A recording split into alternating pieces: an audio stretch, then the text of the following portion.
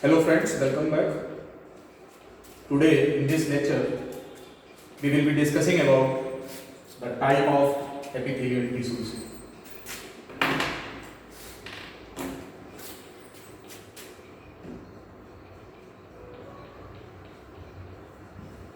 The epithelial tissues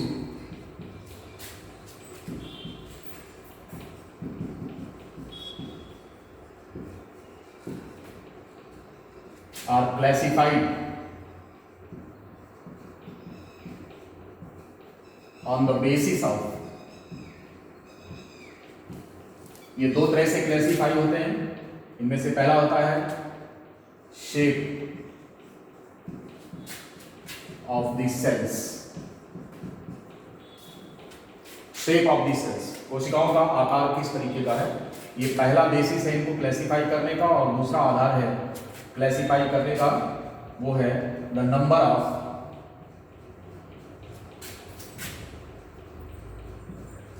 of layers in epithelium.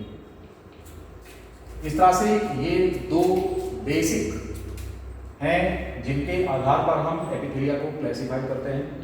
पहला है shape of the cell, कोशिकाओं का आकार किस तरीके का होता है। तो सबसे पहले इस पॉइंट को हम देखेंगे कि किस किस तरीके के आकार की कोशिकाएं एपिथेलिया का निर्माण करती हैं, और दूसरा होगा कि इनमें नंबर ऑफ लेयर्स कितनी होती हैं। First of all come to see the different type of cells that form the epithelium. इनमें से सबसे पहले टाइप की जो सेल है वो स्क्वामस सेल्स होती है।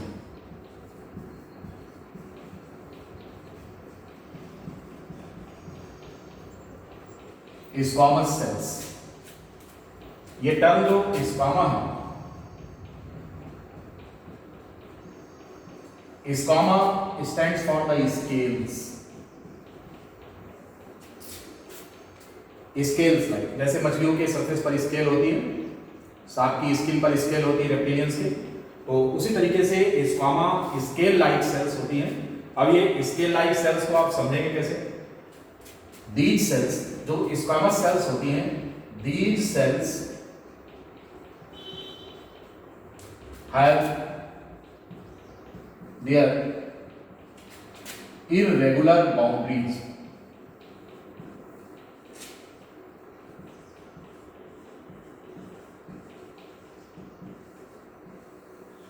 ये बहुत इंपॉर्टेंट पॉइंट है कि इनकी जो मार्जिन होती है सेल्स की वो इररेगुलर होती है।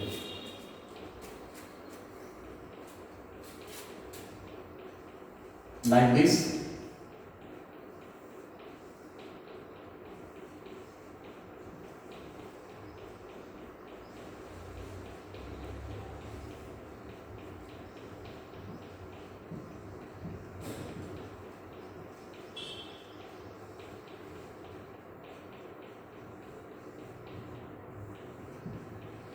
इस तरह से ये सेल्स हैं, इनकी ये मार्जिन होती है, इररेगुलर मार्जिन होती है, कोई रेगुलर मार्जिन इनकी नहीं है। किसी भी तरीके का इनका शेप हो सकता है, लेकिन बेसिकली ये फ्लैट होती है। और इनका जो न्यूक्लियस होता है, squamous cells have their nuclei at the centre. Centrally placed nucleus होता है,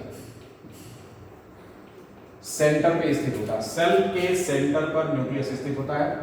इररेगुलर बाउंड्रीज इनकी होती है और इनके बीच में जो गैप होना चाहिए वो नहीं होता। इसलिए कि सेल्स की जो मार्जिन होती है वो क्या होती है कि वो एक सेल को दूसरे से कनेक्ट करने की होती है।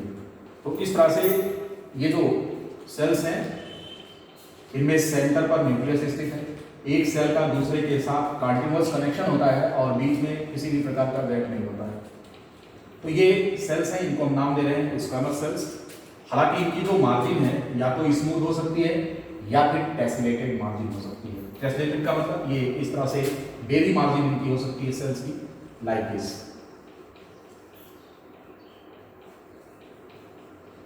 इस तरह की मार्जिन इनकी हो सकती है, जैसे ये बाथरूम की टाइल्स होती हैं, एक की मार्जिन दूसरे के साथ अटैच होती है इस तरह से, तो ऐसी भी हो सकती है। Such kind of margin is known as tessellated margin.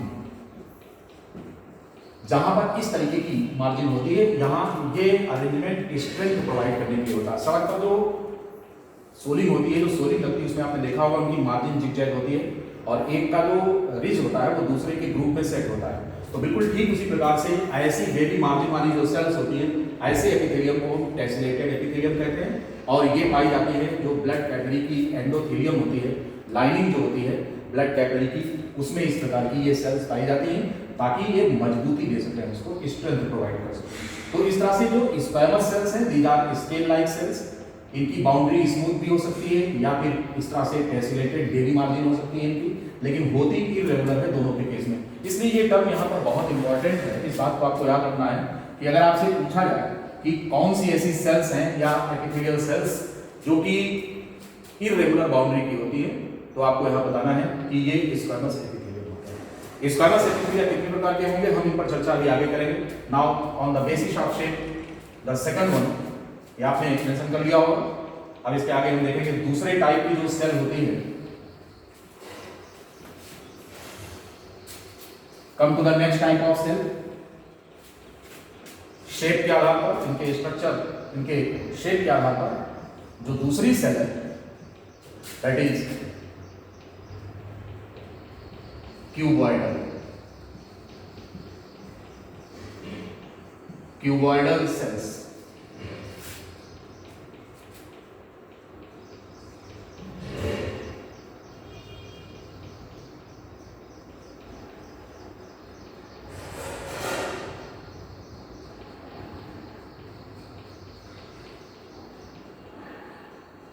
ये सेल्स हैं, इस तरह से क्यूब नुमा स्ट्रक्चर होता है इनका, इनकी लंबाई चौड़ाई और ऊंचाई यानी कि आइसोडायमेट्रिक सेल्स होती हैं, डायमेंशन इनका सबका एक जैसा होता है, और ये क्यूब की तरह अपीयर होती हैं। Cuboidal stands for cube like. All their margin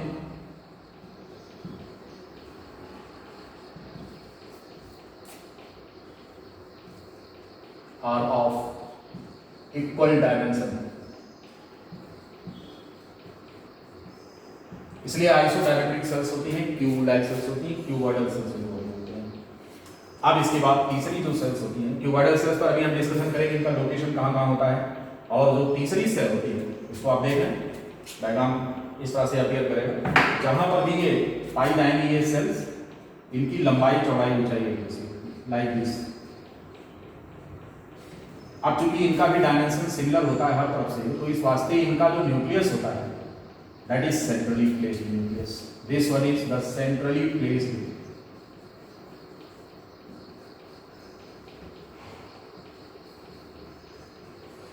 centrally placed nucleus. ये एक सिंगल सेल यहां पर हमने आपको दिखाया है, ऐसी कई सेल्स, लाइन से ये क्यूबिकल सेल्स लगी होती हैं, और इस प्रकार से ऐसे एपिथेलियम को हम नाम देते हैं क्या, क्यूबॉइडल एपिथेलियम। यानी कि एपिथेलिया अगर क्यूबॉइडल सेल से बना हुआ है तो हम उसको नाम देंगे क्यूबॉइडल एपिथेलियम। चर्चा करेंगे कि ये कहां कहां पाई जाती है, इनका और डिटेल देखेंगे। Now come to third type of cells. ध्यान रहे कि आप एपिथेलिया का क्लासिफिकेशन सेल शेप के बेसिस पर देख रहे हैं। तो तीसरी जो टाइप की सेल है दैट इज कॉलमनर सेल।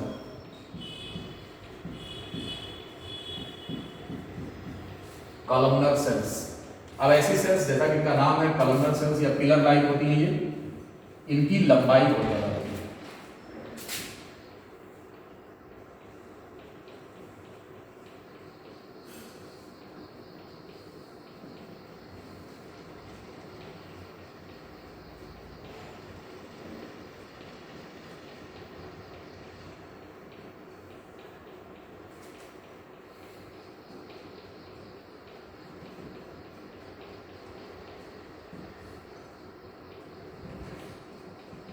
इस तरह से इन सेल्स को अगर हम देखें तो ये इनका न्यूक्लियस होता है। देखो इसकी जो ऊंचाई होती है, देखो ये हाइट काफी अधिक होती है, और इसका जो बेस होता है ये कम होता है। इस तरह से ऐसी सेल्स कॉलम टाइप की अपीयर होती हैं, इसलिए इनको हम बोलते हैं कॉलम लाइक सेल्स और पिलर सेल्स। तो अगर हम बात करें कि सेल शेप की, तो जितने भी प्रकार के एपिथेलियम होते हैं ये कुल मिलाकर इन्हीं तीन कैटेगरी में फिट होते हैं। या तो वो स्क्वामस होंगे, इस प्रकार की सेल्स विद इरेगुलर बाउंड्री, या फिर वो आइसोडायमेट्रिक होंगी, इनकी लंबाई चौड़ाई ऊंचाई एक जैसी होगी, ट्यूब लाइक होंगी, और या फिर इस प्रकार की सेल्स होंगी कि इनकी हाइट जो है ये थोड़ा ज़्यादा होती है, कॉलमनर सेल्स होती है, इनकी लंबाई ज़्यादा होगी। ध्यान रहे कि इनका जो न्यूक्लियस है, क्योंकि लेंथ ज़्यादा होती है इसलिए इनका न्यूक्लियस थोड़ा बेस की तरफ शिफ्ट होता है। Columnar cells have the nucleus at the base, nucleus at the base of this cell.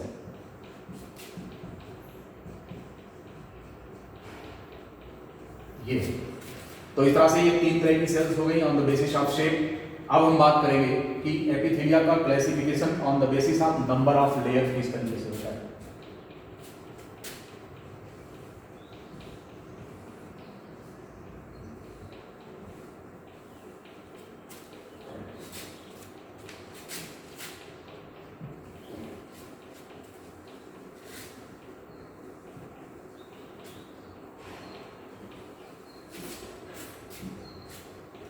Epithelia on the basis of number of layer, जो दूसरा बेस है क्लासिफाई करने का वो है on the basis of the number of layer, the number of layers in epithelia, on the basis of the number of layers. ये basically दो तरह के होते हैं, एक को बोलेंगे हम सिंपल एपिथेलियम, सिंपल एपिथेलियम,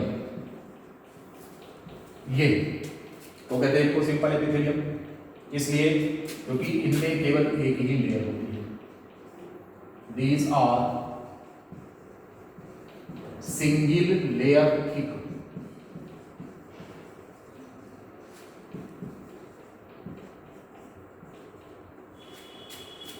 ये सिंगल लेयर की एपिथेलिया होंगे। अब ये जो सिंपल एपिथेलियम जो कि सिंगल लेयर थिक है, क्यों सिंगल लेयर थिक होते हैं? क्योंकि इनका एक पर्पस होता है, नाम के अनुसार इनका स्ट्रक्चर होता है और स्ट्रक्चर के अनुसार इनका काम होता है। यानी कहने का मतलब कि अगर ये सिंगल लेयर थिक है तो ऐसा कौन सा बेनिफिट है जो हमें प्राप्त होगा? तो इनके कितने फंक्शंस होते हैं, इनको ये काम करने हैं। कौन कौन से काम करने हैं इनको? अकॉर्डिंगली इनका स्ट्रक्चर होता है। फंक्शन की अगर हम बात करें, फंक्शन, तो इसमें कौन कौन से फंक्शंस होते हैं? तो कह रहे हैं कि साहब ये सेक्रीशन का काम करते हैं, एब्जॉर्प्शन का काम करते हैं,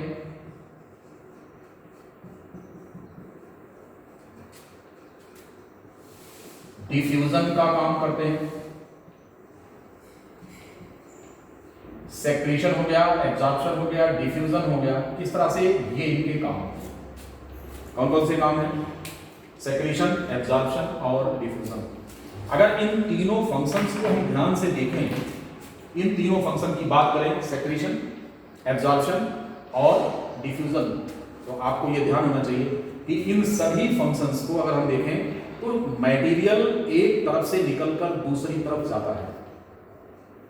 means the movement of biomolecules take place from one side of the cell to other side of the cell across the membrane. यानी कि इनको मेम्ब्रेन को क्रॉस करना है, मेम्ब्रेन को क्रॉस करके या तो इधर आना है या फिर इधर जाना है। और ये है कौन? This one is the membrane. और ये मेम्ब्रेन बनी किससे? ये लेयर किससे बनी है? ये सेल्स से बनी हुई है। यानी कहने का मतलब कि एपिथेलिया से बनी हुई है और ये सिंगल लेयर थिक है। ऐसे ये कैसी है? ये सिंगल लेयर थिक है, ये सिंपल एपिथेलिया है। तो अगर ये सिंपल एपिथेलिया है तो ये तीनों का काम बहुत आसान हो जाएंगे, क्योंकि मटेरियल को लेयर के अक्रॉस मूव करना है। मटेरियल को इधर से मूव करके इधर जाना है या इधर से इधर जाना है। इन सभी तीन कामों में, किसमें किसमें? सेक्रीशन में, एब्जॉर्प्शन में और डिफ्यूजन में। यह काम काफी कठिन हो जाएगा अगर यहां पर एक लेयर के बजाय एक से अधिक लेयर थिक एपिथेलियम अगर आप बना दें। अभी तो सिंगल लेयर ठीक है, तब तो आसान है। लेकिन अगर हम ये बात करें कि multiple layer, multi layered structure, this one, ये multi layered structure,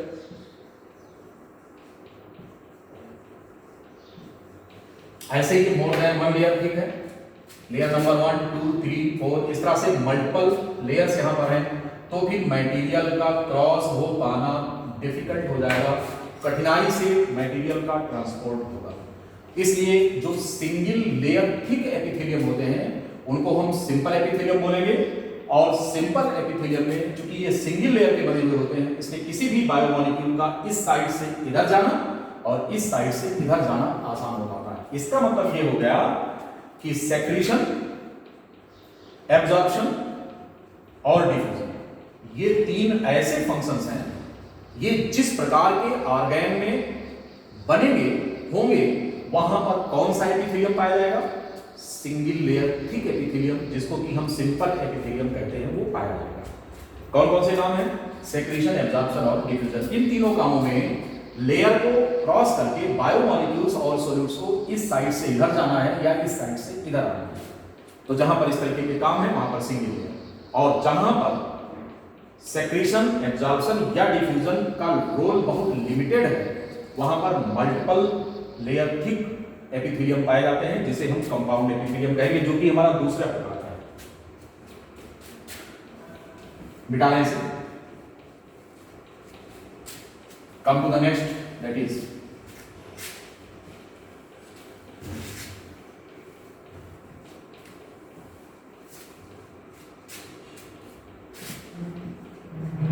compound epithelium.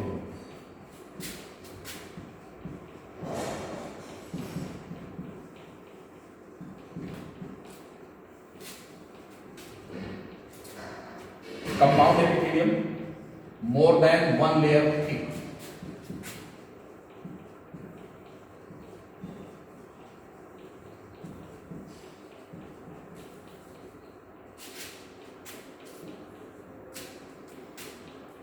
other name stratified,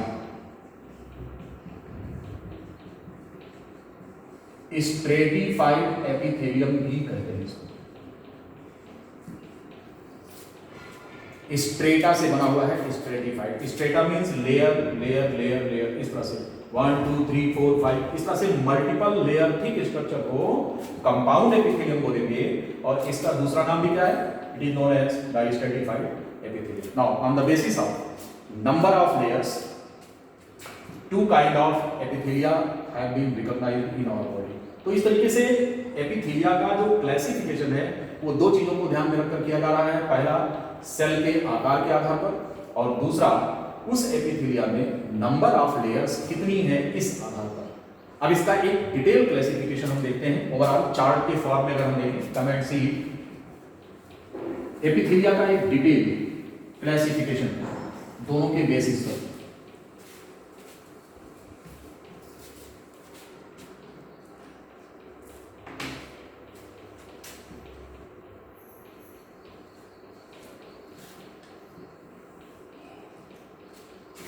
On the basis of number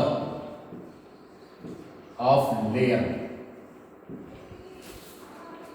दो तरह के हैं, सिंगल लेयर थिक जिनको हम बोल रहे हैं सिंपल एपिथेलियम,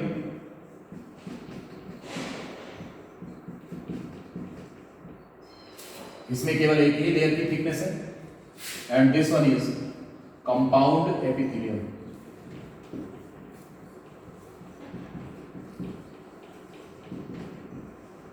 जहां पर number of layers more than one है, single layer thick and more than one layer thick. जो सिंपल एपिथेलियम है, अब इनको हम सेल के शेप के आधार पर कैटेगराइज करेंगे और नाम देंगे सिंपल। अब अगर इनकी सेल्स स्क्वामस हैं तो पूरा नाम क्या हो जाएगा? Simple squamous epithelium.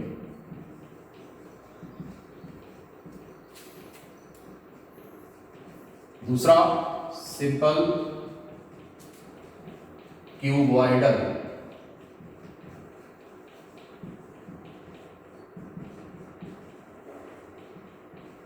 epithelium, and the third one is simple columnar epithelium.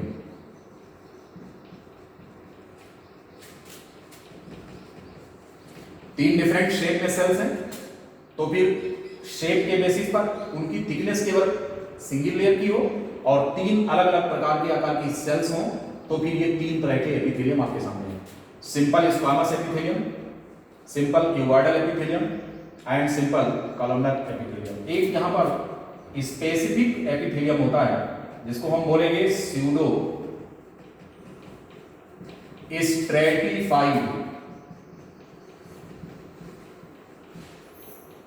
Epithelium. Pseudo stratified हमने स्टार क्यों लगाया? ये समथिंग स्पेशल टाइप का है जो इन दोनों में से किसी कैटेगरी में फिट नहीं हो रहा। उसका कारण ये है कि इसमें होता तो ये सिंगल लेयर ठीक है, but this appears to be made up of more than one layers. इसलिए इसके बारे में इसको हमने इस कैटेगरी से बिल्कुल अलग रखा है और इनको हम पढ़ेंगे। स्पेशल फंक्शन भी है इनका और ये स्पेसिफिक प्लेस पर पाए भी जाते हैं। अब अगर हम बात करें तो कंपाउंड एपिथेलियम है, तो कंपाउंड एपिथेलियम को बेसिकली हम दो ग्रुप में डिवाइड कर रहे हैं। इनमें से एक है ट्रांजिशनल एपिथेलियम,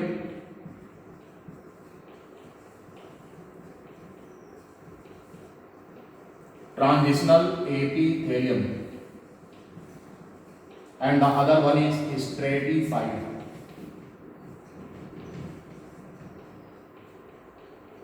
ये जो स्ट्रेटिफाइड एपिथेलियम है इनके नाम में फिर वही लगाएंगे, stratified squamous, stratified cuboidal and stratified columnar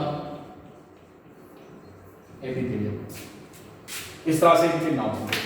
इस चार्ट को देख करके आपको क्लियर हो गया होगा कि कितने प्रकार के एपिथेलियम पाए जाते हैं। पहला बेसिस है on the basis of number of layer. Single layer thick अगर है तो इनको हम सिंपल एपिथेलियम बोलेंगे। More than one layer thick है अगर तो इनको हम क्या बोलेंगे? इनको बोलेंगे these are the compound epithelium. अब अगर हम सिंपल एपिथेलियम की बात करें तो इस तरह से इनके कोशिकाओं के आकार के आधार पर ये तीन तरह के हैं, simple squamous epithelium, simple cuboidal epithelium and simple columnar epithelium. अभी हमने आपको बताया कि एक विशेष प्रकार का ये जो एपिथेलियम है स्यूडो स्ट्रेटिफाइड एपिथेलियम। क्यों कह रहे हैं इसको स्यूडो स्ट्रेटिफाइड? हम इसलिए कह रहे हैं, स्ट्रेटिफाइड का मतलब तो मोर देन वन लेयर थिक वाला हो गया। मोर देन वन लेयर थिक क्या बोल रहे हैं? Stratified epithelium. लेकिन अगर ये मोर देन वन लेयर थिक नहीं है तो क्या बोलेंगे? Pseudo stratified. अब अगर ये मोर देन वन लेयर थिक नहीं है तो फिर इनको हम सिंगल लेयर मान लें। अगर मानते हैं तो फिर ये सिंपल एपिथेलियम क्यों नहीं है? इसलिए नहीं है क्योंकि इनकी बनावट इस प्रकार की होती है कि ये होते तो हैं सिंगल लेयर थिक, लेकिन इनकी सेल्स के डिफरेंट शेप की वजह से ये मोर than one layer thick appear होते हैं, लेकिन होते नहीं है। इन पर हम चर्चा आगे करेंगे। तो this is the detail classification of epithelial tissues. Now we will come to discuss one by one. सबसे पहले हम सिंपल एपिथेलियम में और वो भी सिंपल स्क्वामस एपिथेलियम की चर्चा करने चल रहे हैं।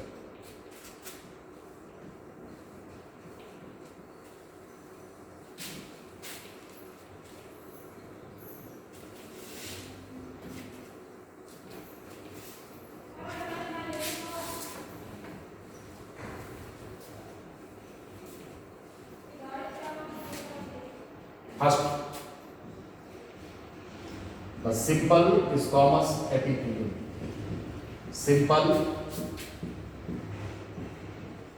squamous epithelium.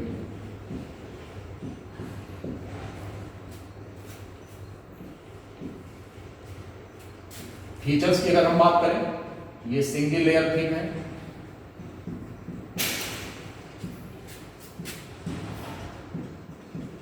these are single layer thick, made up of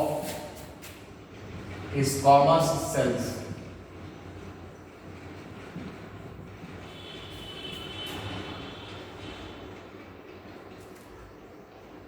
Cells with irregular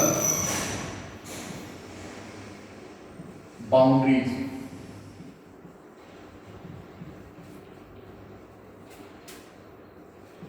Form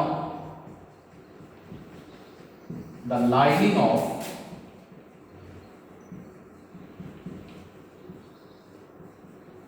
the hollow organs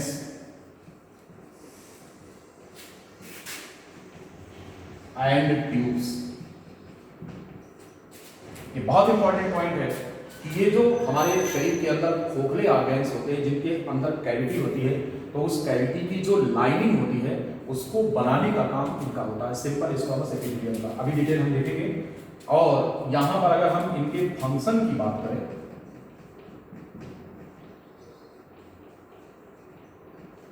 तो इनके केवल दो फंक्शन हैं, बहुत ही स्पेसिफिक। इनमें से पहला फंक्शन है फिल्ट्रेशन।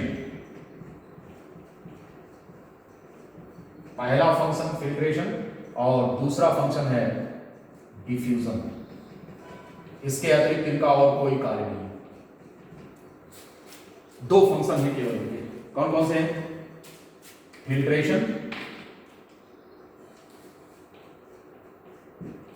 Filtration and diffusion. एक बात सोच देखें, सिंपल स्क्वामस एपिथेलियम के इतने फीचर्स हैं। इस तरह से अगर पॉइंट वाइज सभी करेंगे तो लर्न करने में आसान रहेगा आपको। सिंगल लेयर थिक है, सबसे पहली बात, इसीलिए नाम पड़ा क्या? Simple epithelium. Made up of squamous cells, इसलिए नाम पड़ा स्क्वामस एपिथेलियम। अगर ये स्क्वामस है तो अभी हमने फीचर आपको बताया था कि इनकी जो बाउंड्रीज होती हैं, these are irregular and form the lining of the hollow organs and tubes. और इनके जो फंक्शंस हैं वो फिल्ट्रेशन है और डिफ्यूजन है। ये है स्ट्रक्चर। अगर हम इनके डायग्राम पे चलें, सिंगल लेयर थिक होते हैं, राइट डाउन दिस, ओके।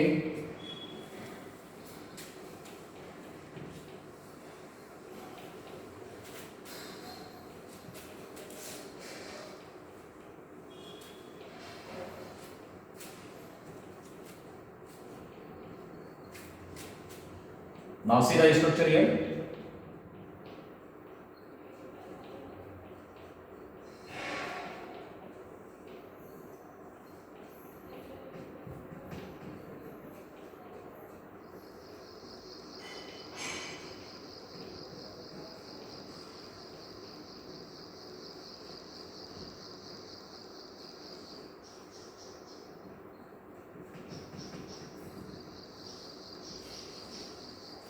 ये एक शीट होती है एपिथेलियल सेल्स की, और ये जो सेल्स हैं scale like flat sales with irregular boundaries form the single continuous sheet here.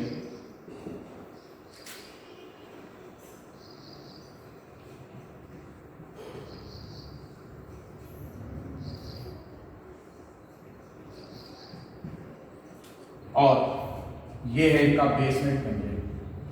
नीचे से ये बेसमेंट मेम्ब्रेन बनेगा, क्योंकि सभी एपिथेलियम में बेसमेंट मेम्ब्रेन पाया जाता है। Now this one is the basement membrane here. Single layer thick, केवल एक ही लेयर थिक होती है ये, और ये स्क्वामस सेल्स हैं।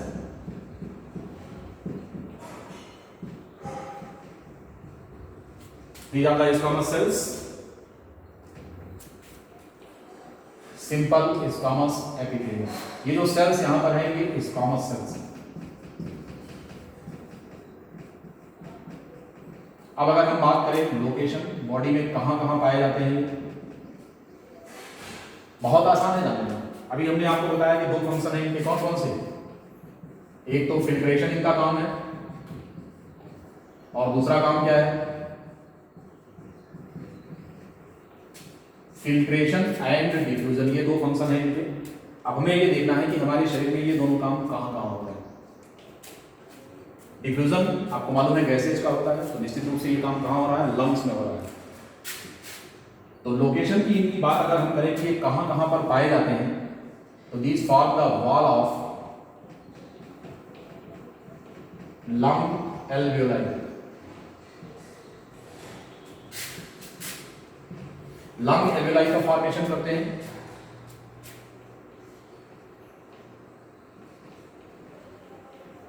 Wall of blood capillaries.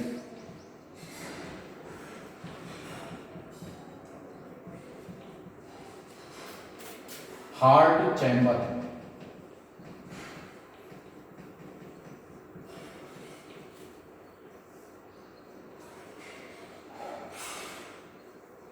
lining of the body cavity, हमारे शरीर की जो बॉडी कैविटी है उसकी लाइनिंग का निर्माण करते हैं। अभी हम डिटेल देखेंगे। Wall of women's capsule,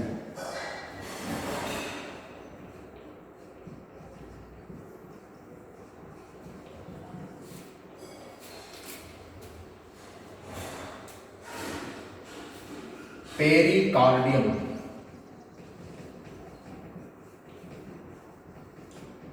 and pleura. These are the sites or locations in the body where you can find the simple squamous epithelium performing these two functions, one that is the filtration and other is diffusion. अगर हम यहाँ पर देखें कि क्या क्या काम हो रहा है, जरा देखेंगे। वॉल ऑफ लंग एल्वेलाई, कौन सा काम यहाँ पर हो रहा है? गैस का डिफ्यूजन हो रहा है। कौन सा फंक्शन है? डिफ्यूजन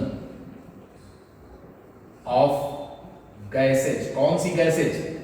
रेस्पिरेटरी गैसेज, ऑक्सीजन और कार्बन डाइऑक्साइड, इनका डिफ्यूजन यहां पर होता है। फिर बात करेंगे कि ब्लड कैटरी पे कौन सा काम हो रहा है? दोनों काम हो रहा है। यहां पर फिल्ट्रेशन भी हो रहा है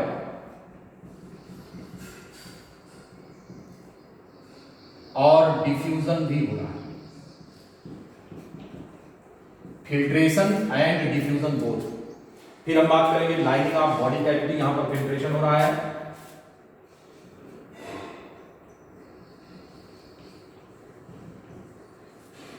फिर हम बात करें वॉल ऑफ वोमेन्स कैप्सूल, यहां पर फिल्ट्रेशन हो रहा है। फिर हम बात करेंगे पेरिकार्डियम, फिल्ट्रेशन होता है। फिर बात करेंगे प्लूरा, यहां पर भी फिल्ट्रेशन होता है।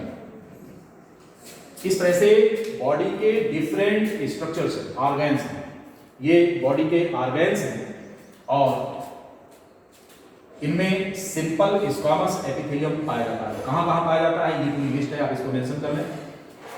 सवाल इन पर बनेंगे क्योंकि लोकेशंस के बारे में क्वेश्चंस पूछे जाते हैं कि सिंपल एपिथेलियम कहां कहां पर पाए जाते हैं। तो जहां जहां ये पाए जाते हैं उनकी लिस्ट है। आपको याद करना, लर्न करना बहुत आसान है क्योंकि दो काम आपको याद रखना है, फिल्ट्रेशन और डिफ्यूजन। ये जहां जहां होंगे वहां वहां पर सिंपल स्क्वामस एपिथेलियम पाया जाएगा। अब इनमें से जैसे आपको मालूम है कि लंग एल्वियोली होती है, कहां बनती है? फेफड़ों में बनती है। ये लंग एल्वियोलाई क्या होते हैं? मिटा दे रहे हैं, इसको मेंशन कर लिया है। Okay, any question? No.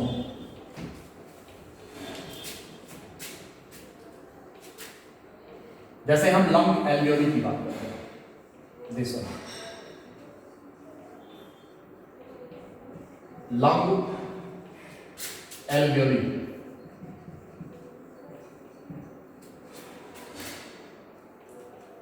and this one is the blood capillary.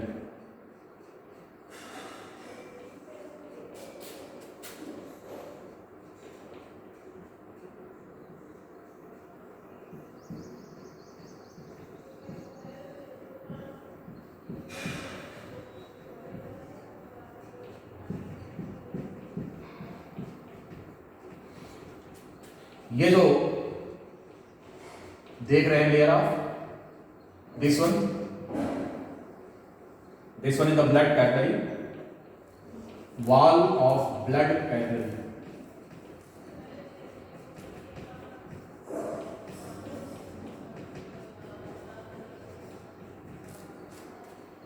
This one is the wall of lung alveoli. इन दोनों के बीच में एक कॉमन बेसमेंट मेम्ब्रेन होगी। बेसमेंट मेम्ब्रेन यहां पर होगी, सिंगल लेयर की basement membrane found here. This one is the common basement membrane. यहाँ पे हमने टर्म कॉमन क्यों यूज किया है, क्योंकि दो एपिथेलिया, एक तो ये ब्लड कैपिलरी की दीवार है और दूसरी एपिथेलियल लाइनिंग जो कि आपकी लंग एल्वियोली की है, इन दोनों के बीच में डबल बेसमेंट मेम्ब्रेन अगर होगी तो इसकी मोटाई ज्यादा हो जाएगी और फिर फिल्ट्रेशन या डिफ्यूजन का जो हमारा पर्पज है वो सॉल्व नहीं होगा। इसलिए यहाँ पर बेसमेंट मेम्ब्रेन दोनों के बीच में कंप्रोमाइज करके केवल एक ही होती है। और इस यहाँ पर इस पूरे स्ट्रक्चर को अगर हम देखें, ये जो हमारा पूरा स्ट्रक्चर है इसे हम नाम देते हैं filtration membrane, sorry diffusion membrane, क्योंकि गैस का डिफ्यूजन हुआ, डिफ्यूजन मेम्ब्रेन इसके बीच में बन रहा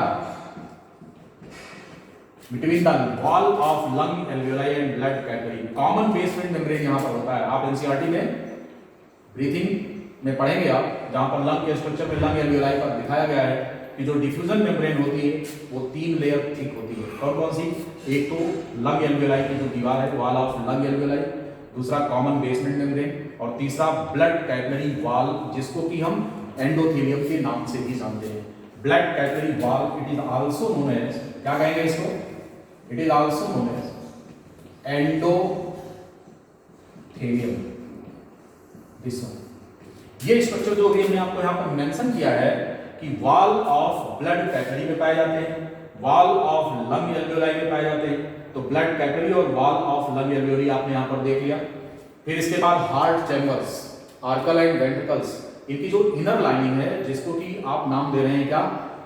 हार्ट की दीवार में कितनी लेयर होती है? एपिकार्डियम सबसे बाहर होती है, फिर बीच में कौन होती है? मायोकार्डियम, काफी थिक होती है, मस्कुलर होती है, और फिर इसके अंदर वाली जो लेयर होती है वो भी सिंपल स्क्वेमस एपिथेलियम की बनी है, जिसको हम एंडोकार्डियम कहते हैं। तो अगर हम यहाँ पर हार्ट चैम्बर की बात करें तो हार्ट चैम्बर का मतलब क्या हुआ? हार्ट चैम्बर का मतलब endocardium. Heart chamber means endocardium, क्योंकि हार्ट की जो दीवार है इट इज 3 लेयर्स, 3 लेयर की। इसमें सबसे बाहरी लेयर का नाम क्या है? That is known as epicardium. इसके मध्य वाली जो लेयर है उसका नाम क्या है? उसका नाम है मायोकार्डियम। और जो सबसे अंदर की लेयर होती है, सिंपल स्क्वेमस एपिथेलियम की बनी है, उसको हम नाम क्या देते हैं? एंडोकार्डियम। अब अगर हम बात करें lining of our body cavity, coelom, आपको पता है कि आपकी बॉडी कैविटी जो है ये ट्रू बॉडी कैविटी है, सीलोम है। एक स्ट्रक्चर से आप इसको समझ सकते हैं।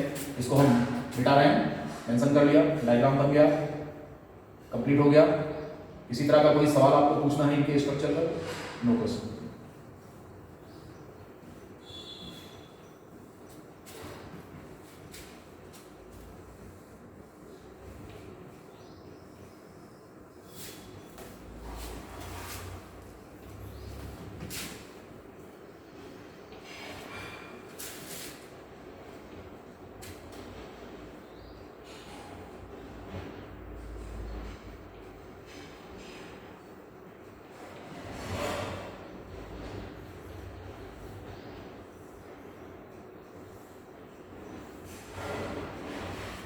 ये आप सपोज करें कि ह्यूमन बॉडी है, ये बॉडी कैविटी है और इसको डिवाइड किया जाता है। यहां पर ये डॉम सेल स्ट्रक्चर होता है, जानते हैं क्या कहते हैं इसको?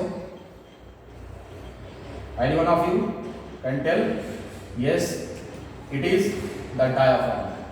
This one is diaphragm, this one is the diaphragm. Diaphragm के ऊपर की जो कैविटी है, इसे अगर हम देखें तो this one is thoracic cavity, और डायाफ्राम के जो नीचे है it is known as abdominal cavity. अब अगर हम यहां पर देखें तो इसकी जो लाइनिंग है दोनों साइड से, ये जो लाइनिंग आप देख रहे हैं, इस लाइनिंग की ही बात हम कर रहे हैं, lining of the body cavity. Abdominal cavity की बॉडी कैविटी जो होती है, जो लाइन होती है, उसको हम बोलते हैं peritoneum. This one is the peritoneum, and the lining of the thoracic cavity is known as mesothelium। इस तरह से ये अगर हम देखें, अब इनमें ऑर्गेन्स पाए जाते हैं, जैसे कि मान लो कि आपका एलिमेंट्री कैनाल है, सपोज दैट एलिमेंट्री कैनाल है, सपोज दैट ये दिस वन,